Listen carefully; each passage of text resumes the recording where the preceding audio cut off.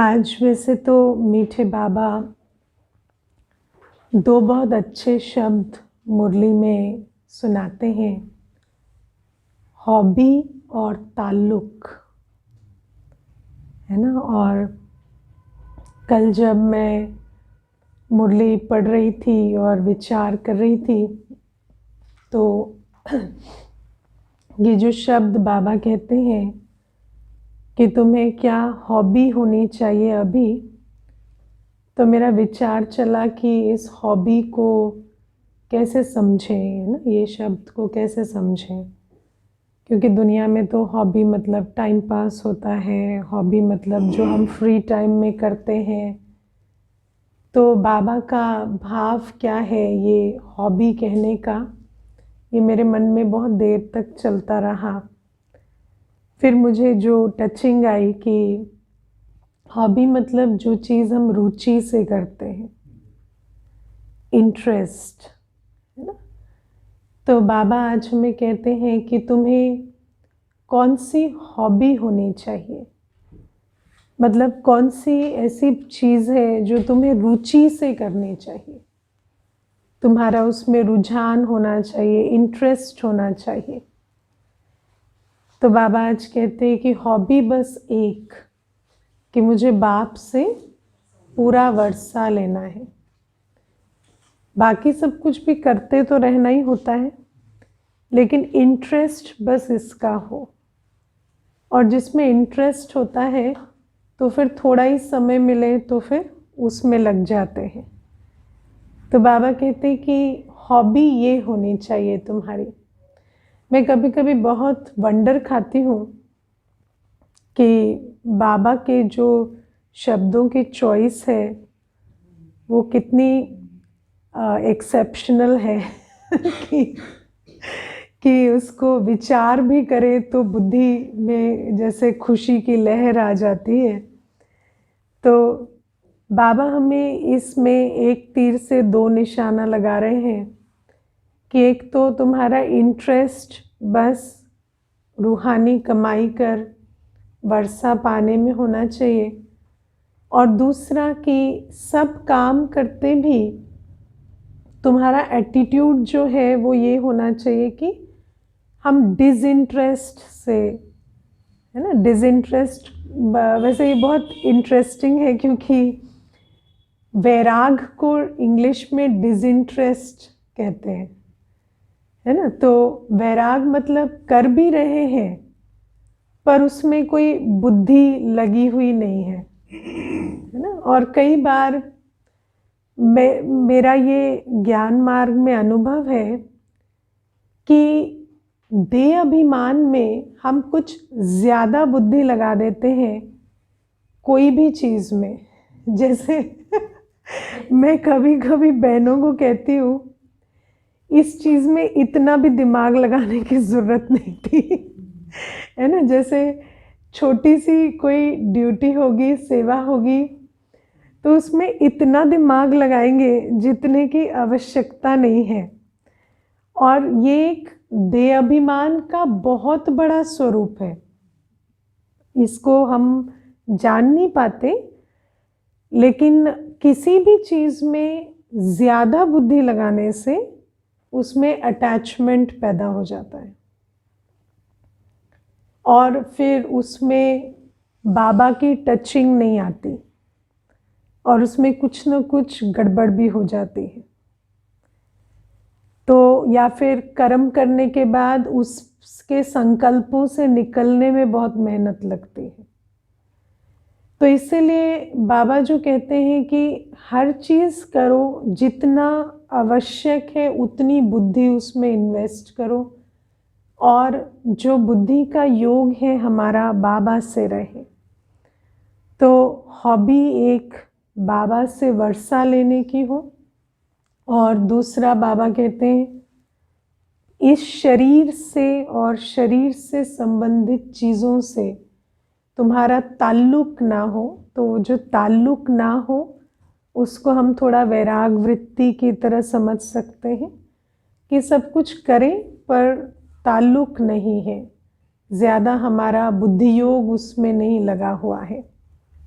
क्योंकि जितना ज़रूरी ये है कि हम ये समझें करना क्या है, उतना ही आवश्यक है समझना कि बाकी चीज़ों के प्रति क्या एटीट्यूड रखना है ना। क्योंकि आप किसी चीज़ को, अब मैं छोटी सी बात आपको कहूँ, इस चेयर को छोड़ दो, मानो मैंने कहा आप इस पे फोकस करो, इस पे करो, चेयर को छोड़ दो, लेकिन चेयर तो बार बार रास्ते में आ रही है ना। तो उसको जब तक मैं आपको ये ना बताऊँ इस चेयर को यहाँ साइड में रख दो, तो उसकी पोजीशन जब तक फिक्स नहीं होगी ना, वो बार बार रास्ते में आएगी। इसीलिए बाबा के प्रति हमारा बुद्धि योग हो, ये समझना तो अनिवार्य है ही है, लेकिन बाकी चीज़ों के प्रति, शरीर के प्रति, जैसे आज बाबा ने बहुत स्पेसिफाई किया कि शरीर को 2 रोटी खिलाओ और शांत कर दो।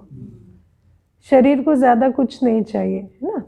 दुनिया में बेसिक नीड जो है वो रोटी, कपड़ा, मकान कहते हैं, है ना। और आजकल व्यक्ति कहता है कि काम विकार बेसिक नीड हो गई है, और लॉकडाउन में पता चला कि शराब एक बेसिक नीड हो गई है। तो वो बेसिक नीड्स नहीं है। बेसिक नीड्स तो रोटी, कपड़ा, मकान है। ये भी हमें समझना होता है। जैसे कभी कभी हम सोचेंगे ना कि शरीर से उपराम, तो शरीर से उपराम तो हम आदत, हम संस्कार और ज़रूरत में भी अंतर नहीं करते कई बार, है ना। तो शरीर की ज़रूरत है भोजन। हम ये नहीं कह सकते कि शरीर को काम विकार नहीं चाहिए, वैसे ही भोजन भी नहीं चाहिए, नहीं, ये 2 अलग चीज़ें हैं। सतयुग में भोजन तो खाते थे ना।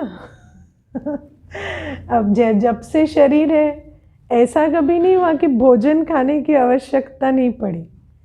विकारों की आदत पड़ी द्वापर युग से, तो विकारों पर जीतना है, लेकिन भोजन शरीर की बेसिक नीड है।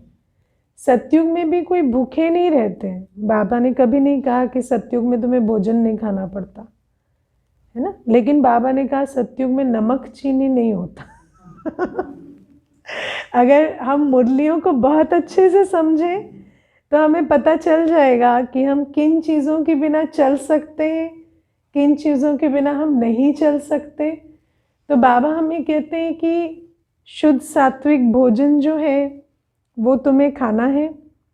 और बाबा ने मुरलियों में कहा कि कलयुग में दवाई के ड्राई फ्रूट भी खाने पड़ते हैं। तो हम, अगर कोई बीमारी है तो शरीर को दवाई भी देनी पड़ेगी। बाबा ने मुरली में दवाई शब्द कहा है, और ये भी कहा कि शरीर में कोई रोग है तो दवाई करो और निश्चिंत हो जाओ।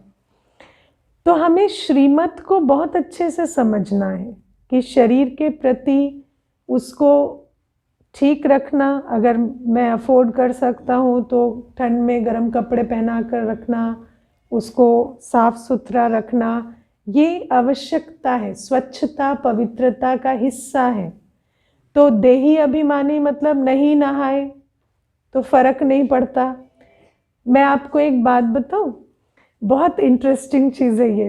एक बार मैं ना किसी को बता रही थी कि ओसीडी में क्या होता है कि बार बार हाथ धोने की ऐसे उत्कंठा होती है ना, कि हाथ मैले हैं, ये मैला है, ऐसा लगता है।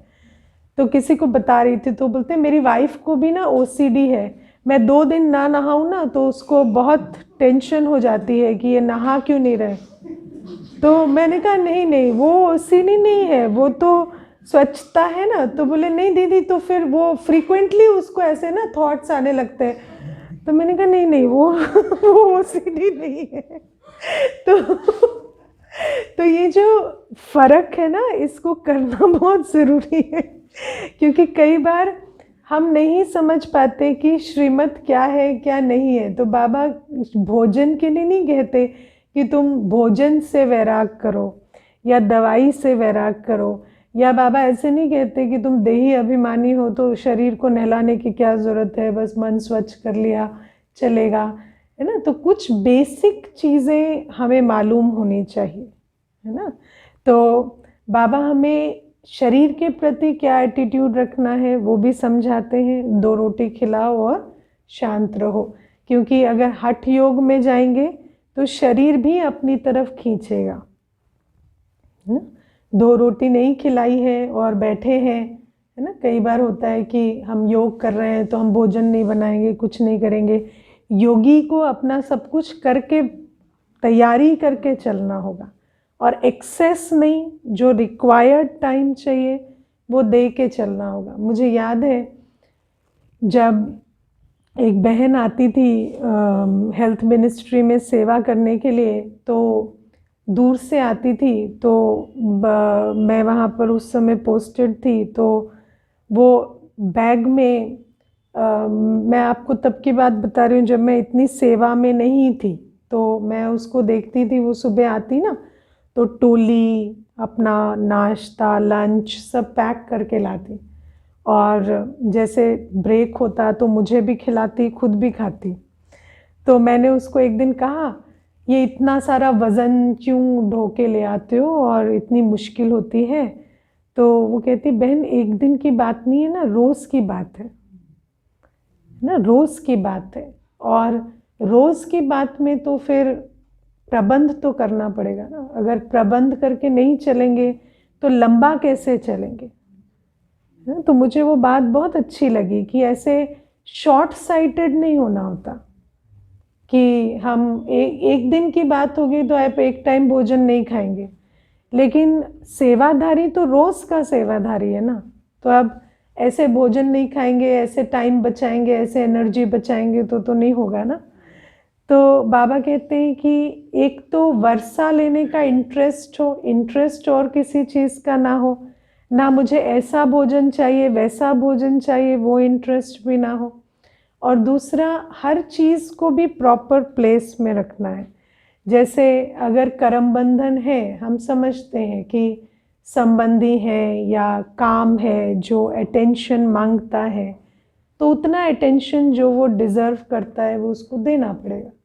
अगर हम उतना ना दें तो फिर वो भी संकल्प खींचेंगे, है ना। अगर आप अपने काम से भी, एक काम का भी आपको पता होना चाहिए कि क्या अटैचमेंट है और क्या उसका रिक्वायर्ड है। कई बार व्यक्ति कहता है मैं एक दिन भी छुट्टी नहीं ले सकता, क्यों, प्राइम मिनिस्टर भी एक दिन छुट्टी ले सकते, तुम क्यों नहीं ले सकते ऐसी क्या बात है ना। तो ऐसी बात नहीं है कि हम एक दिन भी छुट्टी नहीं ले सकते या एक दिन भी ऐसा नहीं कर सकते। तो हमें समझना होता है कि कितनी रिस्पॉन्सिबिलिटी, कितनी जिम्मेवारी उठा के चलनी है और कितना अपनी बुद्धि को फ्री रखना है। तो बाबा हमें ये सारी बातें समझाते हैं। और आज बाबा हमें बहुत सुंदर एक बात कहते हैं कि ज्ञान और योग बाबा ही सिखाते हैं। ज्ञानेश्वर योगेश्वर एक बाबा है। और मैं आज इस बात पर बहुत विचार कर रही थी कि ज्ञान, तो जैसे बाबा हमें कहते हैं कि मैंने तुम्हें बेहद की घड़ी दिखाई है ना, बेहद की घड़ी। आप देखो कितनी छोटी सी बात है। आप कहीं घूमने जाते हैं तो आप पूछते हैं कि ये ट्रिप किस महीने में है, तो वो कहेंगे दिसंबर में है। तो फिर आपको पता है आपको ठंडे कपड़े पैक करने हैं, आपको पता है कि आपको ये ठंड के लिए प्रबंध करना है, सब कुछ करना है। या आपको कहीं इनविटेशन मिला है कि आप इस समय पर आना 9 बजे, तो आप ये तो नहीं कहेंगे ना मुझे पता नहीं था कि रात के 9 बजे अंधेरा होता है ना। तो अंडरस्टूड है ना, रात के 9 बजे है तो अंधेरा होगा। रात के 9 बजे है तो आप जिस एरिया में रहते हैं उसमें किस तरह का ट्रैफिक होता है वो भी आपको पता होता है। आपको जब टाइम पता चल जाता है ना, तो टाइम से बहुत सारी बातें संबंधित होती हैं, है ना। इसीलिए हम लोग प्लेस और टाइम इसको बहुत महत्व देते हैं, है ना, कि किस सीज़न में, किस ज्योग्राफिकल लोकेशन में है और किस टाइम पे है। और जब उसकी समझ मिल जाती है हद की घड़ी के हिसाब से भी, तो बहुत सारी बातें हमारी बुद्धि में आपे ही आ जाती हैं। क्योंकि अनुभव हो गया है हद की घड़ी का।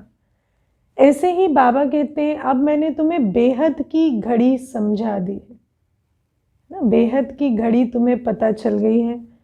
तुम्हें मालूम है कि अभी क्या बज रहा है, इतने बजे घड़ी में कलयुग अंत में क्या क्या होता है और होगा ना, होना ही है। तो उसको हम अब नज़रअंदाज नहीं कर सकते।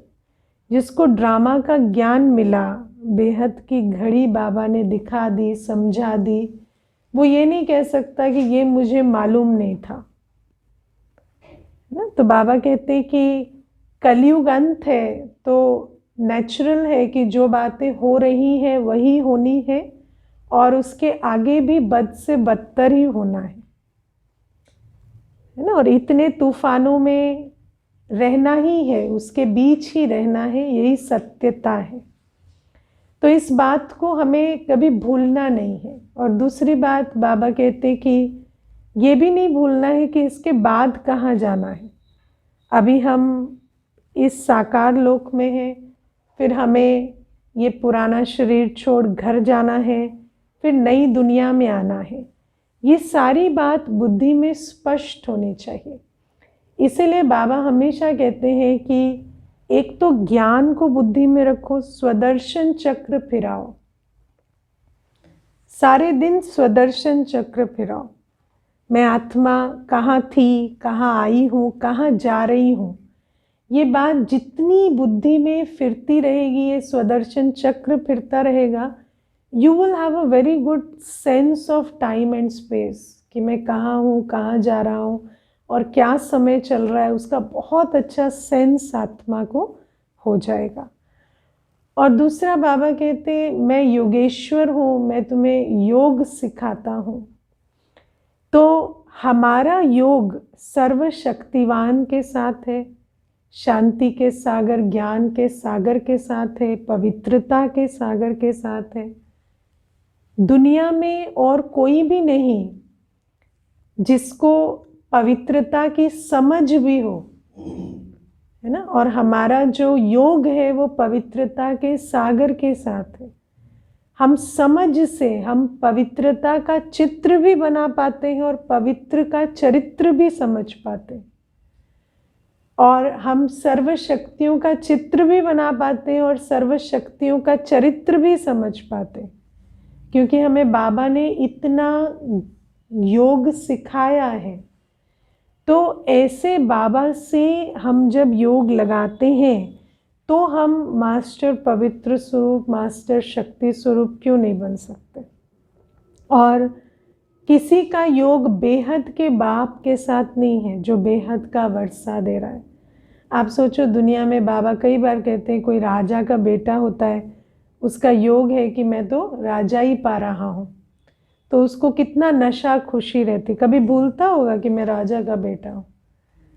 तो बाबा कहते तुम्हारा योग परम पिता, परम शिक्षक, परम सतगुरु से है ना। मुझे क्या वरदान मिले हुए हैं, मुझे क्या पढ़ाई पढ़ाई गई है, मेरे को किस वर्षे का अधिकारी बनना है। अगर हम सचमुच उस बाबा से योग रखें तो हमारी स्वस्थिति कितनी ऊंची हो जाए।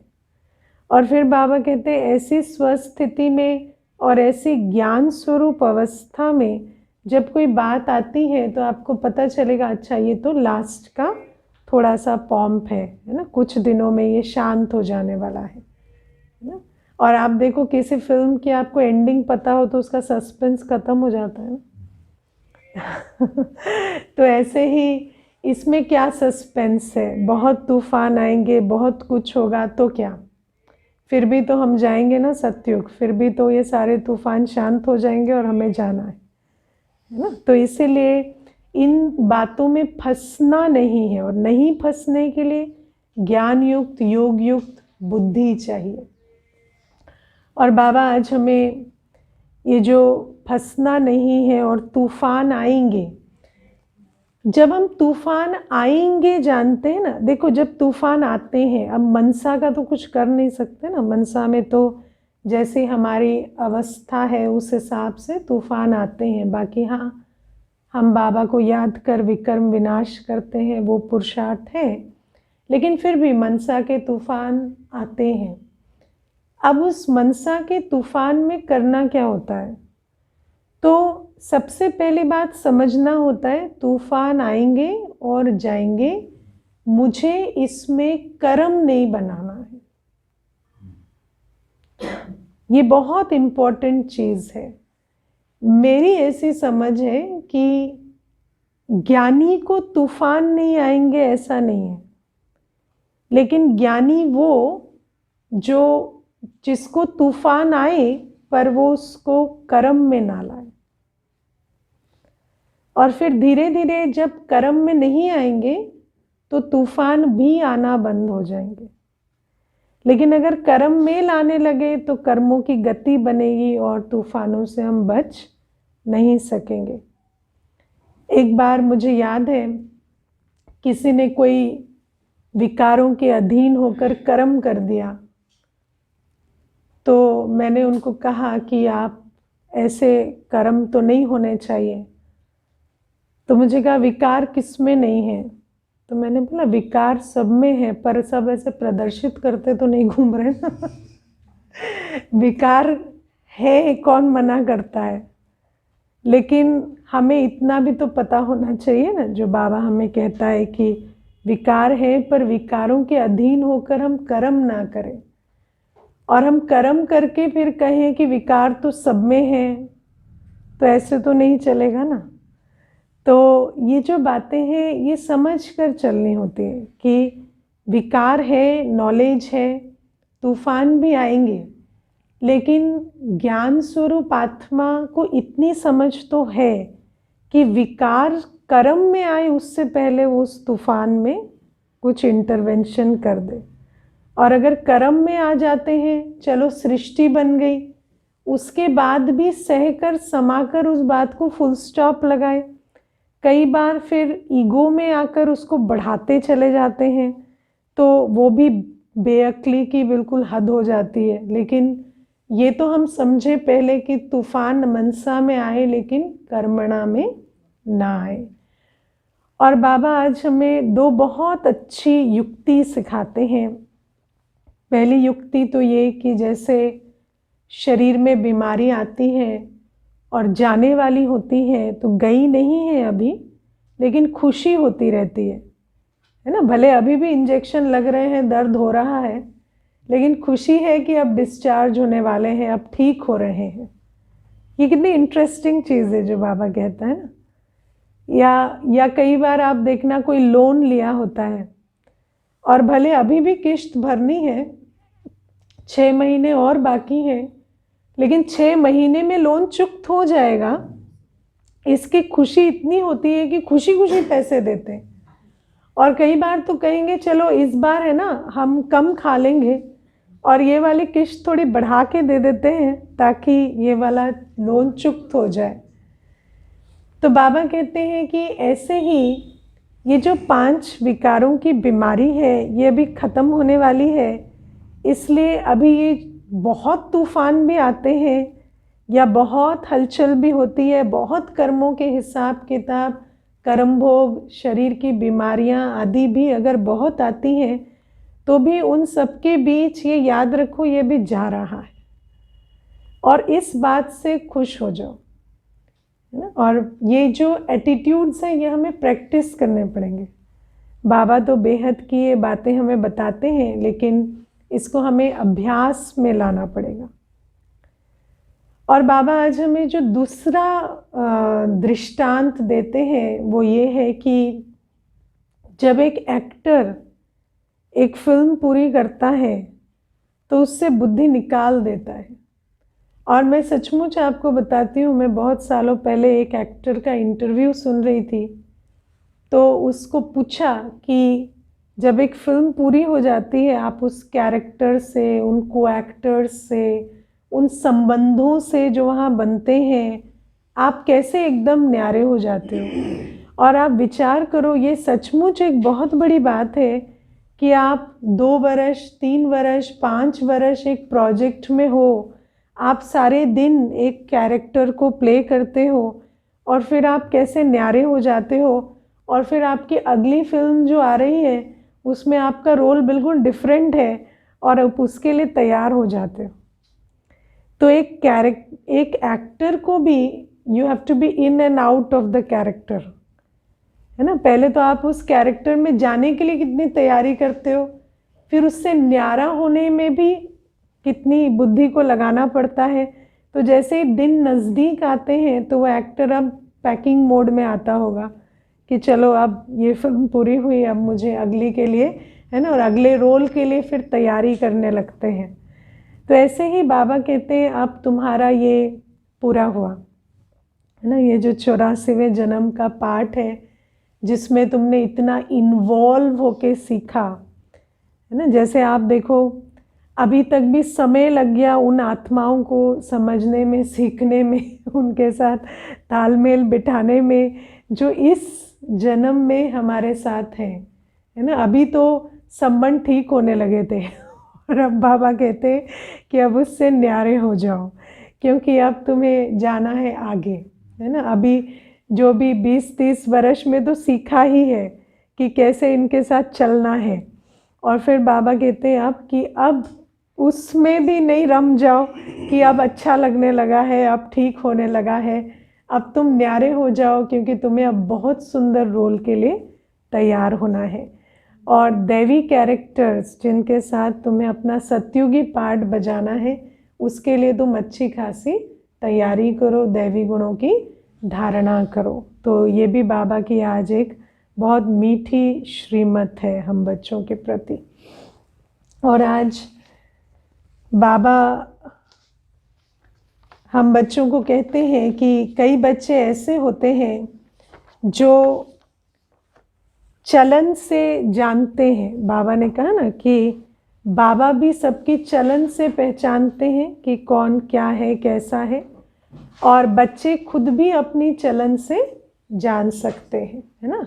और बाबा आज बहुत अच्छी बात कहते हैं, कोई तो समझते हैं हम कभी भी पास नहीं होंगे, समझते हैं भल बाबा का बच्चा हूँ, सब कुछ सरेंडर किया है, बाबा की गोद में भी बैठा हूँ, परंतु धारणा नहीं है तो ऊंच पद मिल न सके।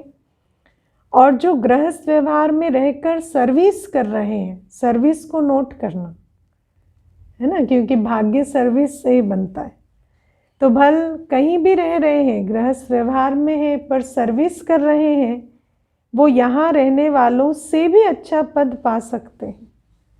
तो बाबा कहते तुम कहीं भी हो, तुम क्या कर रहे हो वो तुम जानते हो, और बाबा के हाथ और साथ का अनुभव भी उसी आधार से करते हो।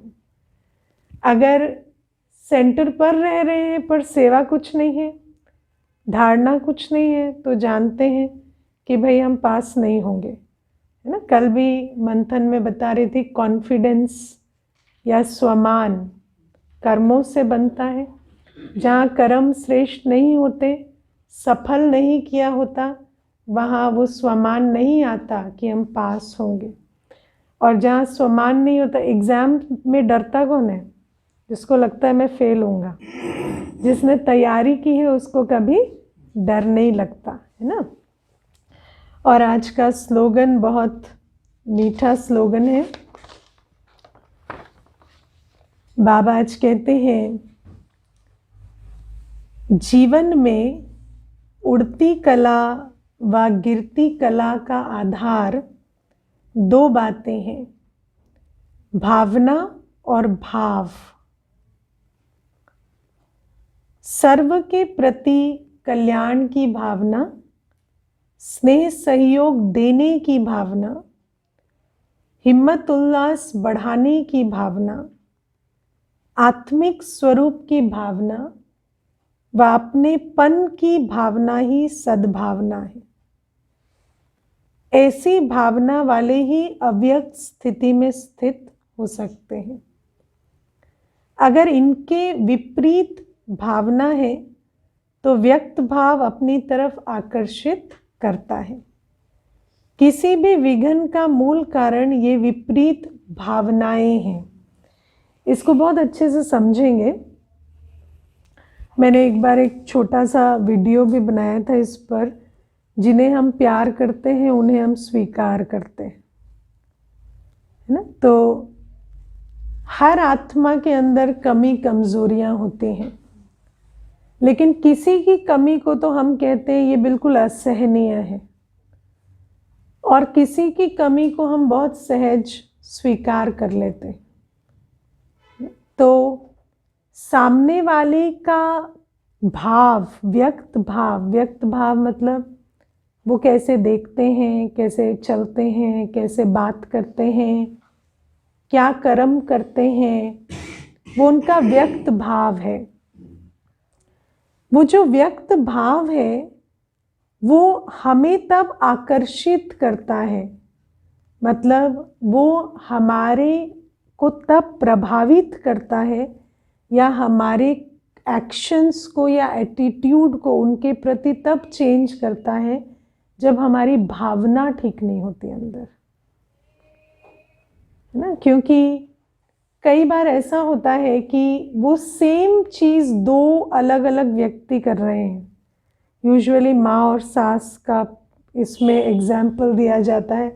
मेरे पास और कोई एग्जाम्पल नहीं है तो फिर मैं वही दे देती हूँ, है ना, कि वही चीज़ माँ भी कर रही है, वही बात माँ भी कह रही है, वही बात सास भी कह रही है, लेकिन एक की बात चुप जाती है, एक की बात स्वीकार हो जाती है, क्योंकि भावना अलग है ना। तो जो भाव को पढ़ती है वो भावना है, और अपने अंदर यदि शुभ भावना नहीं है तो फिर वो जो व्यक्त भाव है उसको हम इंटरप्रेट करने लगेंगे, उसमें हम काम करने लगेंगे। और यहाँ पर तो चलो ये भी एक एटीट्यूड है कि सास है तो उसके प्रति भावना है ही नेगेटिव, लेकिन मानो हम किसी भी आत्मा से रैंडमली भी मिल रहे हैं, क्योंकि हर आत्मा कितनों से रोज़ इंटरेक्शन में आती है ना, चाहे मार्केट में सब्जी लेते वक्त, कोई काम करते वक्त, वर्क प्लेस में,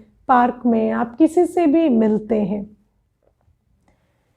अगर हमें हर आत्मा के प्रति एक भावना इमर्ज रूप में नहीं है, अगर स्पेस खाली है, मैंने अपने आप को ट्रेन नहीं किया है हर आत्मा को एक सर्टेन एटीट्यूड से देखने के लिए, है ना। कई बार हम योग करते हैं तो बस मैं शांत हूँ, लेकिन हम चलते फिरते जब आत्माओं से मिलते हैं तो हमने अपने आप को प्रैक्टिस नहीं किया है साइलेंस में कि हर आत्मा भगवान की संतान है और इसके प्रति मेरी स्नेह सहयोग की भावना है। जैसे हम सन्यासी तो नहीं है ना, तो हम सिर्फ एकांत में भगवान को याद कर ले उतना तो नहीं है। हम आत्माओं के बीच जाएंगे, मिलेंगे, जुलेंगे, तो उनके प्रति हमें क्या एटीट्यूड रखना है उसकी भी हमें ट्रेनिंग करनी पड़ेगी। जैसे जब कोई आत्मा हमारे पास आती है तो हम उसके प्रति दातापन की भावना रखते हैं कि हम इनको क्या दें, है ना। ये बहुत अच्छी बात आज बाबा कहते हैं ना कि स्नेह सहयोग देने की भावना ये रहती है। हाँ, नहीं तो कई बार ऐसा होता है कि कोई किसी से मिला, ओम शांति तक तो ठीक है, ब्राह्मणों की भी मैं बात करती हूँ, कोई सामने से आया, ओम शांति की, आपने मुस्कुराकर ओम शांति कर दिया, उसके आगे उन्होंने कुछ भी कहा तो आपके मुख से अपशब्द निकलने शुरू हो गए। थोड़ी सी बात होती है तो वहाँ पर हमारा एटीट्यूड ठीक नहीं रहता, क्योंकि हमें स्नेह सहयोग देना नहीं आता, है ना। मर्यादा में रहकर स्नेह सहयोग देना नहीं आता, व्यर्थ विस्तार का सहयोग देना आता है। कई बार व्यर्थ विस्तार में बिठा दो तो वो सब आता है हमें, लेकिन स्नेह सहयोग देकर आत्मा को राइट गाइडेंस दे दे, वो समझदारी नहीं होती या उतना डेवलप नहीं किया होता वो एटीट्यूड।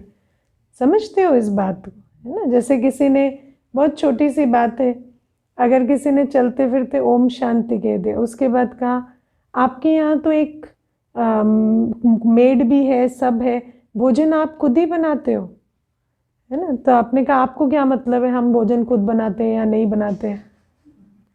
हाँ, तो नहीं, तो हमारी भावना क्या है, हम क्यों इंटरप्रेट किए कि वो हमें ताना मार रहे हैं?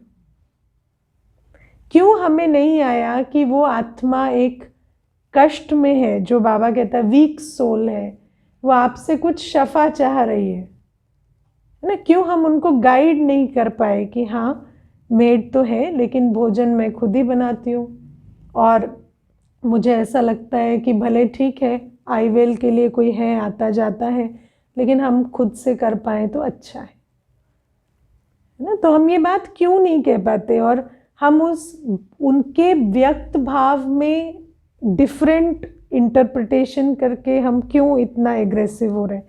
और मैं आपको ये भी बताऊं, मानो उसका भाव ठीक ना भी हो तो आपकी भावना उसको परिवर्तन कर सकती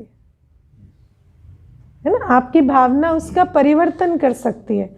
मैंने ऐसे बहुत बार देखा कि कोई आत्मा आई, उसने अपनी आइडेंटिटी नहीं बताई और उन्होंने अपनी डिफरेंट भावना से अप्रोच किया हमें, लेकिन उनको पता चला कि इनको तो कोई टेढ़ा सवाल पूछो, सीधा पूछो, अच्छा पूछो, बुरा पूछो, ये तो ज्ञान ही बताते रहते हैं। तो वो भी समझने लगे कि अब हमें आना है तो ज्ञान सुनने के लिए आना है, नहीं तो नहीं आना है ना? तो बाबा हमें कहते हैं कि कभी भी अपनी भावना को इतना श्रेष्ठ रखो। और जैसे कई बार भाई भी क्लास में कहते हैं ना कि अपने ड्रामा को ट्रस्ट करो, अपने ड्रामा को ट्रस्ट करो कि जब मैं भगवान की संतान हूँ, मैं ईश्वरीय सेवा कर रही हूँ, मेरा तन मन धन जीवन बाबा का है, तो मुझसे कोई गलत क्यों टकराएगा? और अगर टकराएगा तो सही होने के लिए टकराएगा है ना? वो टकराने आए, हम उनको मिलन मनाने में लगा दें, ठीक है ना? तो अपने ड्रामा को भी ट्रस्ट करो, ये एक बहुत इंपॉर्टेंट चीज है। हमने ऐसे क्या कर्म किए हैं जो हमें हमारे साथ कोई विपरीत भावना वाला टकराएगा? नहीं टकराएगा।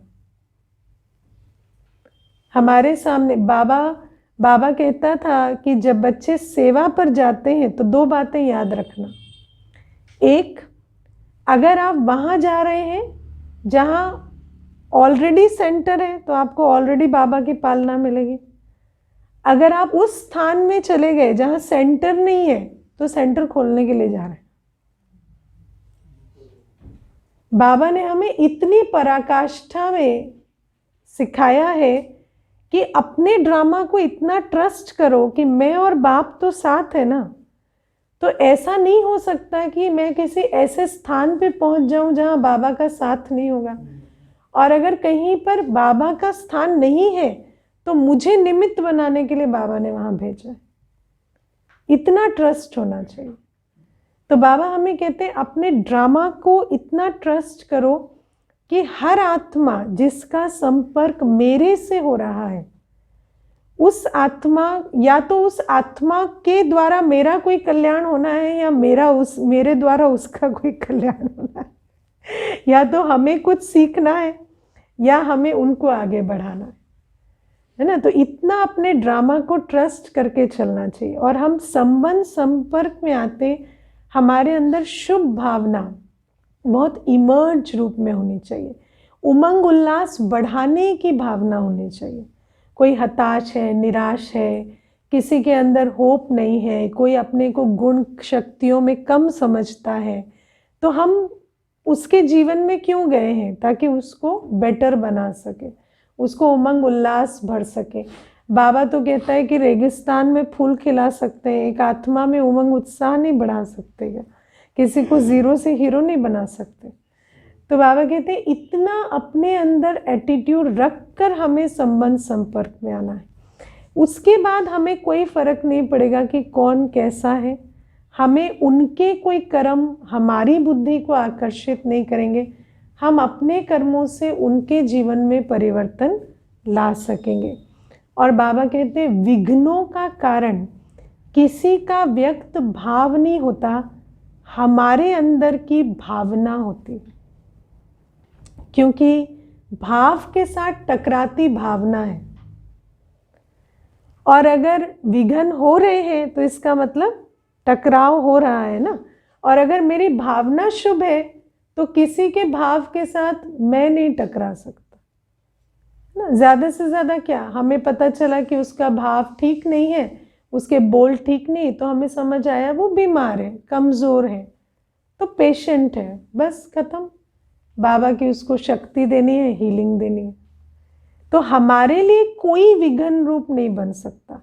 कोई सहयोगी बनेगा, किसी के लिए हम सहयोगी बनेंगे, बाकी कोई हमारे लिए विघ्न बन जाए उसके लिए हमारी अपनी भावना जिम्मेवार है, किसी आत्मा का व्यक्त भाव नहीं।